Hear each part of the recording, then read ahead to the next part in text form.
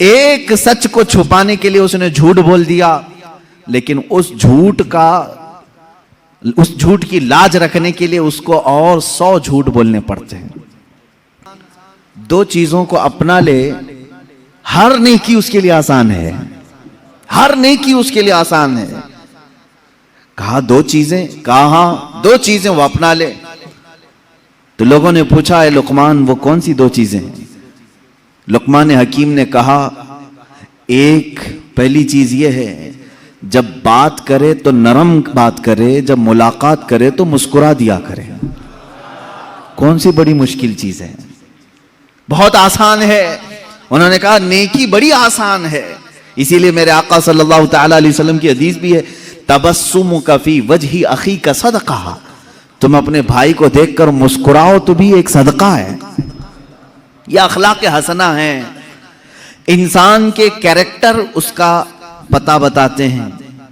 और एक बात, एक सहाबी ने यह भी सवाल किया हुजूर पाक सल्लल्लाहु अलैहि वसल्लम की बारगाह में, आका वालिदैन अपने बच्चों को कोई गिफ्ट देना चाहें, हदिया देना चाहें तो क्या दें? हुजूर पाक सल्लल्लाहु तआला अलैहि वसल्लम ने फरमाया, बाप की तरफ से दिया हुआ सबसे अजीम तोहफा अखलाक हसना है। अगर किसी बच्चे को बाप ने अखलाक दिए हैं, गोया कि उसने अपने बेटे को बहुत बड़ा गिफ्ट दिया है, बहुत बड़ा तोहफा दिया है। समझ जाओ मुसलमानों, तुम अगर गुड्डी गुड्डा ला करके बच्चों को बहला देते हो, उनके बर्थडे में केक काट करके उनका दिल बहला देते हो, तो ये वक्ती तोहफे हैं जो ख़त्म हो जाते हैं वक्त के साथ।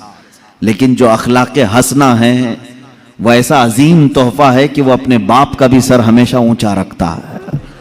गरीब नवाज को अगर अखलाक हसना में हमने देखा है तो ज़रूर उनकी माँ और बाप की तरबियत का असर है। गौसे आज़म अब्दुल कादिर जीलानी रज़ियल्लाहु तआला अन्हु के अखलाक हसना को अगर आज तारीख में बयान किया जाता है तो यकीनन उनकी माँ का उसमें बड़ा किरदार है। माँ बाप की तरफ से दिया हुआ तोहफा, सबसे बड़ा तोहफा क्या है? अखलाक हसना, नेक आदतें, अच्छे अखलाक। ये तो हम छोड़ ही चुके हैं। अपने बच्चों को पैदा करने के बाद मोहल्ले के हवाले कर दिया। बच्चे कब बड़े हो गए माँ बाप को पता ही नहीं चला, इसलिए कि खेलते कूदते वहीं बड़े हो गए। मेरे अजीजों, याद रखो, एक वक्त होता है ये अखलाक का तोहफा देने का। बड़े होने के बाद फिर तुम उन्हें उन अखलाक में नहीं ढाल सकोगे। जब परवरिश के उनके अयाम होते हैं बचपने के, उस वक्त तुम हसीन अखलाक का उन्हें पैकर बनाओ।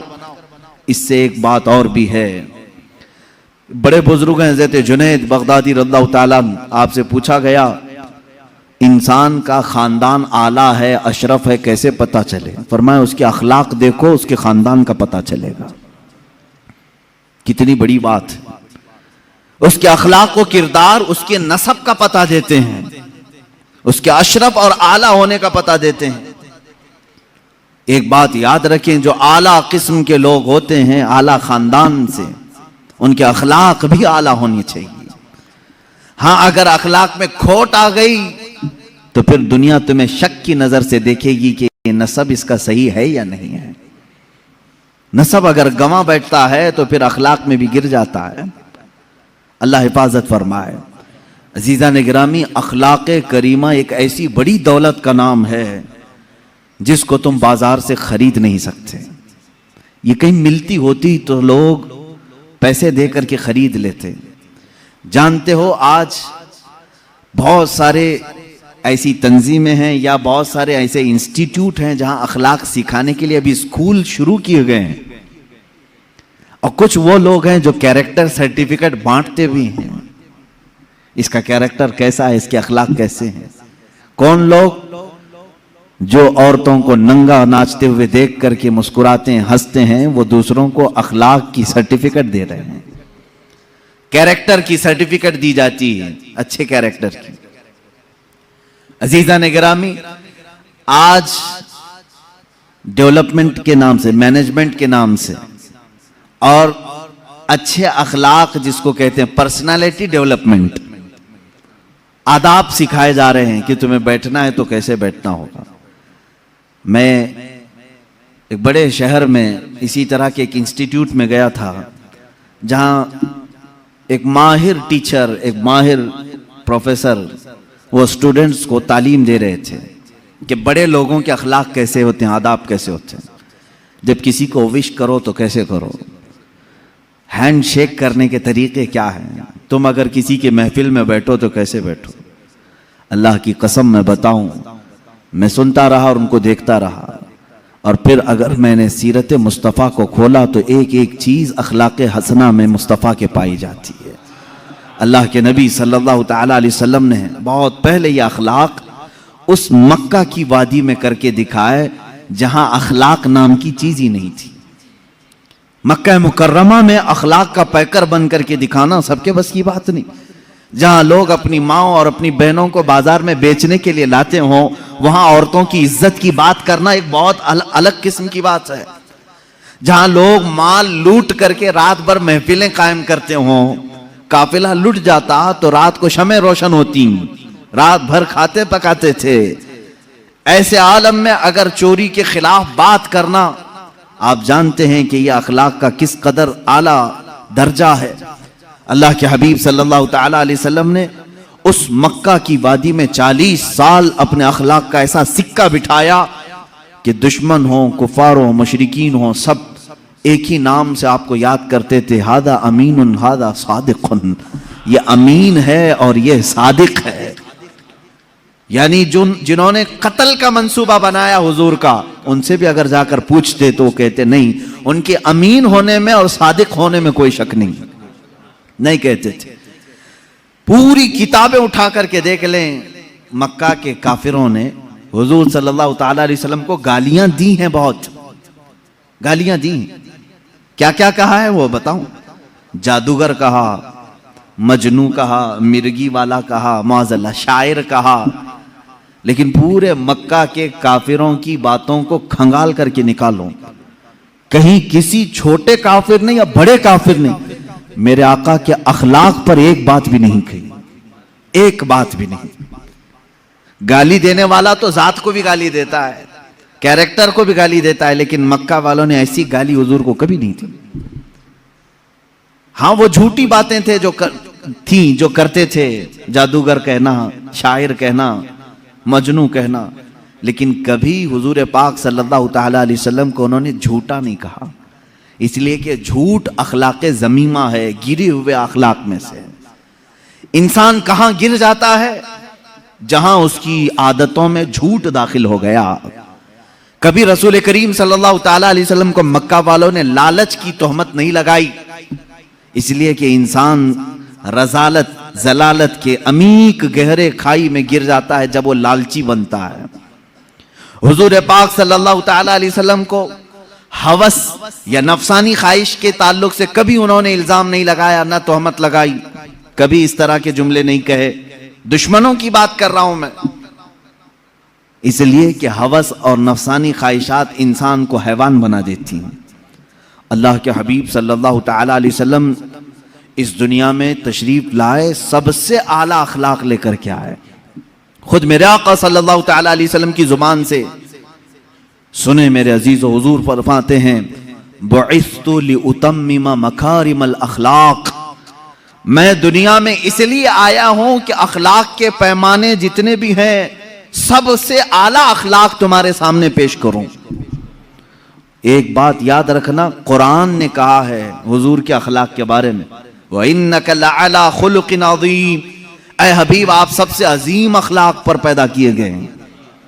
कुरान गवाही दे रहा है। इसीलिए माँ आयशा सिद्दीक़ा रज़ियल्लाहु ताला अन्हा के पास कुछ सहाबा आए और पूछा, माँ आप रसूल करीम सल्लल्लाहु ताला अलैहि वसल्लम की रफ़ीक़ हयात हैं, महबूब सैयदुल अंबिया हैं, आपने हुजूर पाक सल्लल्लाहु अलैहि वसल्लम के शब व रोज़ को देखा है, हुजूर पाक सल्लल्लाहु ताला अलैहि वसल्लम की सीरत के कुछ झलकियाँ हमें भी बयान फरमाए।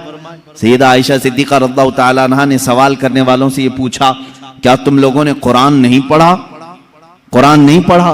उन्होंने कहा हमने कुरान पढ़ा है, हम बात कर रहे हैं, आपसे सवाल कर रहे हैं हुजूर पाक के अखलाक के। माँ आयशा सिद्दीक़ा रज़ियल्लाहु ताला अन्हा फरमाती हैं, काना खुलुकुहुल कुरान, कुरान पढ़ो, यही सारे अखलाक मेरे मुस्तफ़ा के हैं। कुरान से हटे हुए एक भी आदत अल्लाह के हबीब सल्लल्लाहु ताला अलैहि वसल्लम की जात में नहीं है। दुनिया के बड़े बड़े जो स्कॉलर आए या फिर जो लोग जिसको कहते हैं रेवलेशन लेकर के आए, या अखलाक की बात करने वाले आए, उनमें और मेरे आका सल्लल्लाहु ताला अलैहि वसल्लम में एक बड़ा फर्क यह है, लोगों ने अखलाक और कैरेक्टर दुनिया वालों को तो बताए, लेकिन खुद उस सांचे में पूरे उतर नहीं सके। लेकिन नबी की जात वो है जिस अखलाक की बात की, पहले वो अखलाक हुजूर की जिंदगी में पाए जाते हैं। सच बोलने का हुक्म फरमाया हुजूर पाक सल्लल्लाहु अलैहि वसल्लम ने। पूरी 63 साल जिंदगी का एक दिन, एक लम्हा किसी ने हुजूर सल्लल्लाहु ताला अलैहि वसल्लम को झूठ न कहते हुए सुना, न किसी को मजाक में बोलते हुए सुना, कभी नहीं। हुजूर पाक सल्लल्लाहु ताला अलैहि वसल्लम की बात तो बहुत दूर की है मेरे अजीजों, जिन्होंने हुजूर की हदीसें बयान की हैं, उनकी जिंदगी झूठ से महफूज है, उनकी जिंदगी झूठ से महफूज है। हजरत सैयदना इमाम बुखारी रज़ियल्लाहु ताला जो बुखारी शरीफ हुजूर की हदीसें जमा किए हैं, झूठ से इतना एहतराज करते थे, इतना कि अगर किसी मुहद्दिस के बारे में उनको मालूम हो जाता कि जिंदगी में कभी उन्होंने मजाक में भी झूठ कहा है, तो उनके पास वो हदीस सुनने के लिए भी नहीं जाते। इमाम बुखारी रज़ियल्लाहु ताला नहीं जाते। हदीस रसूल बयान करने वालों की यह शान है कि पूरी जिंदगी उन्होंने झूठ नहीं कहा। तो रसूल पाक सल्लल्लाहु ताला अलैहि वसल्लम के अखलाक करीमाना का क्या हाल है। इमाम बुखारी रहमतुल्लाहि ताला अलैह जो हदीसें जमा किए हैं बुखारी शरीफ में, कितना एहतियात, कितना एहतियात, अल्लाह की पनाह। एक बड़े मुहद्दिस के बारे में आपको पता चला कि उनके पास हुजूर सल्लल्लाहु ताला अलैहि वसल्लम की हदीसें हैं। इमाम बुखारी उनके पास गए कि उनकी जुबान से सुनो और अपनी किताब में हदीस लिखूं। जब गए तो वो जो बड़े शेख थे, मुहद्दिस थे, उनका नाम मशहूर था, बहुत हदीसें उनको याद हैं। इमाम बुखारी उनके पास गए तो देखा उनका घोड़ा जो है बिदक गया था, सरकश हो गया था, हाथ में नहीं आ रहा था, और वो अपने घोड़े को काबू में करने के लिए बहुत कोशिशें कर रहे थे। घोड़ा जो है हाथ में नहीं आ रहा था। उन्होंने अपना दामन यूं उठाया जैसे दामन के अंदर चारा हो, चारा दिखा करके अपना दामन यूं करके घोड़े को बुलाने लगे, आ कह के। घोड़ा करीब आता गया, करीब आता गया। चारे की आस में वो घोड़ा करीब आया। जब वो करीब आया तो आपने दामन छोड़ दिया, घोड़े की नाती पकड़ ली, रस्सी पकड़ ली। इमाम बुखारी रहमतुल्लाहि ताला अलैह वहीं से वापस होने लगे। कहा कि मैं इनसे हदीस नहीं सुनूंगा। उस मुहद्दिस ने रोका कि आप आए थे हदीस सुनने के लिए, क्यों जा रहे? कहा जो अपने घोड़े को झूठ बोल सकता है, मुझे हदीस रसूल भी झूठ बोल सकता है, मैं उससे हदीस नहीं सुनता। मेरे अजीजों, झूठ से एहतराज मुहद्दिसीन की जिंदगी में है। इमामुल अंबिया के अखलाक तो बहुत आला है, और झूठ से एहतराज करना इतना अहम है मेरे अजीजों, इतनी जरूरी बात। एक बात याद रखें, जो झूठा नहीं होता वो बहुत सुकून से सोता है, और झूठ बोलने वाले का सुकून गारत रहता है, हमेशा बेइत्मीनान रहता है। एक सच को छुपाने के लिए उसने झूठ बोल दिया, लेकिन उस झूठ की लाज रखने के लिए उसको और 100 झूठ बोलने पड़ते हैं। उसके अलावा अलग अलग गढ़ना पड़ता है। दूसरा झूठ, फिर तीसरा झूठ, फिर चौथा झूठ। ये झूठ अखलाके ज़मीमा है, गिरे हुए अखलाक में से है। और मेरे आका सल्लल्लाहु ताला अलैहि वसल्लम के अखलाक इस झूठ के अपोजिट है। हुजूर अकरम सल्लल्लाहु ताला अलैहि वसल्लम के लक़ब में सादिक नाम है। क्या आपने नहीं सुना? हुजूर सादिकुल अमीन है। अल्लाह के नबी सल्लल्लाहु ताला अलैहि वसल्लम के अखलाक को अपनाओ मेरे अजीजों, झूठ को अपनी जिंदगी से निकालो। यहां तक कि अपने बच्चों को भी इसकी सख्ती से ताकीद करो। फारसी में हमने एक मकौला पढ़ा था, दरो गोरा हाफिजा ना बाशत। झूठ बोलने वाले की याददाश्त कमजोर हो जाती है, उसको याद नहीं होता। कुरान याद करने वाला हो, कोई भी किताब याद करने वाला हो, वो ये समझ ले कि झूठ बोलेगा तो उसका हाफिजा कमजोर हो जाएगा, याददाश्त सलामत नहीं रहती। झूठ एक ऐसी नहुसत है जो इंसान की जिंदगी की तमानीनत और उसके सुकून को गारत कर देती है। इसीलिए मेरे आका सल्लल्लाहु ताला अलैहि वसल्लम के पास एक शख्स आया और उसने कहा कि मेरे पास बहुत बुरी आदतें हैं, बहुत सारी, मैं बयान तो नहीं करूंगा, लेकिन मैं सब नहीं छोड़ सकता। कोई एक चीज आप बोले एक ही छोड़ूंगा, लेकिन वादा करके छोड़ूंगा। शराब पीता हूं, जुआ खेलता हूं, या जो भी काम हैं, बहुत सारी बुरी आदतें हैं, लेकिन आप एक आदत को बोले मैं छोड़ दूंगा। वादा करूं। हुजूर ने फरमाया पक्का वादा करेगा? उसने कहा हाँ। अल्लाह के नबी सल्लल्लाहु ताला अलैहि वसल्लम ने फरमाया ठीक है, आज से तू सिर्फ झूठ छोड़ दे, आज से सिर्फ तू झूठ छोड़ दे, जब भी मैं तुझसे सवाल करूंगा तू झूठ नहीं बोलेगा। उसने कहा बिल्कुल, मैंने आपके हाथ पर हाथ रखा, वादा कर लिया। अरब के लोग बड़े पक्के भी हो जाते थे, किसी बात का आज़्म कर लेते तो उस पर अटल हो जाते। बहुत सारी बुराइयां छुपी हुई थी, मालूम नहीं थी, लोगों पे जाहिर नहीं थी।